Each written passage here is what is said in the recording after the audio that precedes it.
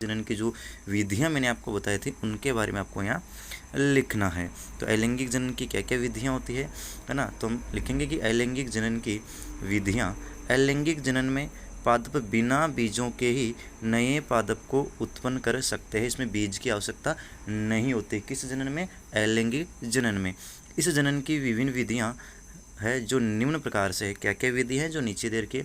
पहली विधि है कायिक प्रवर्धन। पहली विधि क्या है बेटा? कायिक प्रवर्धन, है ना। इस विधि में पादप जड़, तना, पत्ती अथवा कली जैसे किसी कायिक अंग द्वारा नए पौधे को उत्पन्न करते हैं। जनन पादप के कायिक भागों में होने के कारण इसे हम क्या कहते हैं? कायिक प्रवर्धन कहते हैं। अगर मान के चलो किसी पौधे में नया पौधा जड़ के द्वारा, तने द्वारा, पत्ती द्वारा या फिर कली द्वारा होता है, अर्थात हम कह सकते हैं कि अगर हम कहें कि अगर मान के चलो जनन जो है पौधे के किसी कायिक भाग से हो रहा है तो उसे हम क्या कहते हैं? कायिक प्रवर्धन कहते हैं, है ना। उदाहरण के तौर पे देख लो, गन्ना है, आलू है, गुलाब है, ब्रायोफिल्म है, हल्दी, शकरकंद, डहेलिया, कैक्टस आदि जो पादप हैं, इनमें जनन किस विधि से होता है? तो इनमें कायिक प्रवर्धन विधि से होता है। जैसे यहाँ कुछ एग्जाम्पल आपके सामने है। जैसे आलू, आपको एक एग्जाम्पल दे रखा है ना, आलू। तो आलू का कोई बीज थोड़ी होता है, हम किसी आलू का कोई बीज थोड़ी लगाते, नहीं लगाते ना। आलू की जो सतह होती है उस पर जो आँखें होती है, इन आँखों को ये मिट्टी में रोपित करते हैं और फिर अंकुरित होकर एक नया पौधा बन जाता है। ठीक इसी प्रकार ये दे रखा है आपको अदरक। अदरक में भी ऐसा ही होता है। और एक ब्रायोफिल्म, ब्रायोफिल्म पादप जो है उसकी पत्तियों से कलिकाएँ निकलती है और इनसे ही नया पौधा बन जाता है। उसके आगे वाला की जो विधि है वो ये है मुकुलन। आगे वाली विधि क्या है? मुकुलन, है ना। तो मुकुलन क्या होता है कि इस प्रकार के प्रक्रम में जनक जीव के शरीर से एक उभार दिखाई देता है। इस प्रकार के प्रक्रम में क्या होता है? जो जनक जीव होता है, जो जनन करने वाला जीव होता है, उसके शरीर में एक उभार दिखाई देता है। उससे हम क्या कहते हैं? मुकुल या कलिका कहते हैं। जैसे ये ईस्ट है, इसमें ये एक जनक भाग है, इसमें तो कोई उभार दिखाई देने लगा और इस उभार को आपने क्या कहा है? मुकुल अथवा कलिका। ये मुकुल वृद्धि करता है, मतलब ग्रोथ करता है, बढ़ता है एवं एक नए जीव का निर्माण करता है। ग्रोथ करने के साथ साथ क्या करता है? एक नए जीव का निर्माण करता है। किसका निर्माण करता है? कि नए जीव का निर्माण कर लेता है।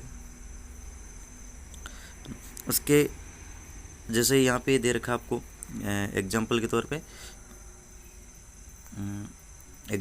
आपको दे रखा है इष्ट में मुकुलन। इष्ट में क्या आता है? ये जनक इष्ट है, इसमें देखो एक ये विकसित होता हुआ मुकुल, है ना, ये विकसित हो रहा मुकुल, है ना। और उसके बाद देखो नवीन मुकुल बन गया, नवीन। और फिर ये मुकुल श्रृंखला देखो, 1 2 3 3 नए जीव बन गए एक ही जीव से। उसके आगे वाली विधि हम देख के, तो आगे वाली जो विधि आपको दे रखी है वो दे रखी है खंडन। खंडन में क्या होता है कि इस प्रकार के इस प्रक्रम में शैवाल वृद्धि करते हैं। इस प्रक्रम में क्या होता है? शैवाल वृद्धि करते हैं और तेजी से गुणन भी करते हैं। गुणन करने का मतलब 1 से 2 होते हैं।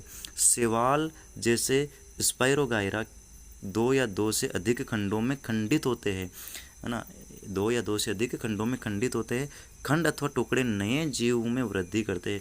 अगर मान के चलो जैसे स्पाइरोगायरा है, ये 2 या 2 से अधिक खंडों में खंडित होता है और फिर उससे नया जीव बनता है, तो उसे हम क्या कह देते हैं? खंडन विधि। और ये खंडन विधि जो है ये शैवालों में स्पाइरोगायरा और इसके अलावा जीवों में बात करें तो ये विधि जीवों में किस जीव में पाई जाती है? अम्बीबा में भी कौन सी विधि पाई जाती है? जनन की खंडन विधि पाई जाती है।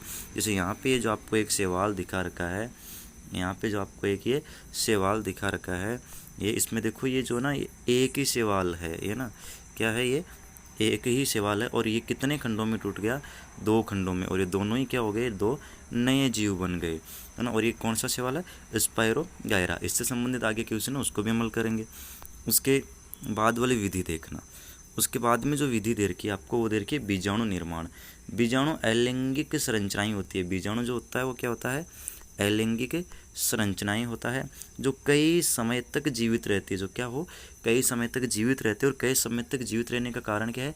कि इन बीजाणुओं पर एक कठोर आवरण पाया जाता है जो बाह्य परिस्थितियों से, जो प्रतिकूल परिस्थितियां होती है उनसे इन बीजाणुओं की रक्षा करती है। अनुकूल परिस्थितियों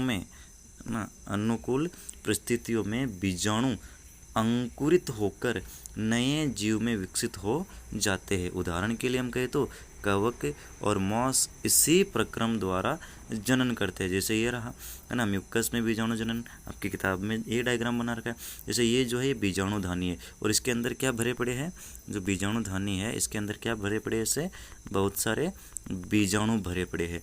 और ये रहे जो बीजाणु नहीं, जैसे ये बीजाणुधानी खुलती है तो ये बीजाणु जो है एक स्थान से दूसरे स्थान पर चले जाते हैं और वहाँ जाकर एक नए पौधे का निर्माण कर लेते हैं।